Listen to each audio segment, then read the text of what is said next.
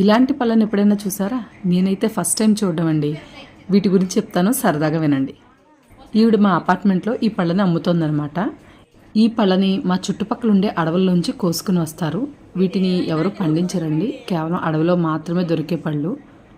వీటిలో విటమిన్స్ బాగా ఎక్కువగా ఉంటాయట.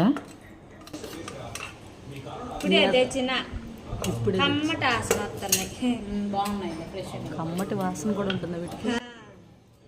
మేము ఇప్పుడు ఉండే ఊరు చుట్టుపక్కల అటవీ ప్రాంతం ఉందండి, తండాలవి కూడా ఉన్నాయి. అందుకని వీళ్ళు ఏంటంటే తరచూ అడవుల్లోకి వెళ్తూ ఉంటారు.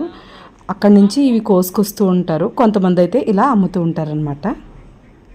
ఇవి ఉన్నాయి కదా, ఇది ఆ చెట్టు ఆకట చూపించింది నాకు ఆవిడ చేతిలో పెట్టి. ఇవి తీయగా పుల్లగా భలే ఉన్నాయండి. వీటిలో చిన్న చిన్న గింజలు ఉన్నాయి, వాటితో సహా తినేయచ్చట. ఇంతకీ వీటి పేరు చెప్పలేదు కదా. వీటిని జానకాయలు లేదా జానపళ్ళు అని పిలుస్తారు. ఇది ఈ కొత్త కాయల స్టోరీ.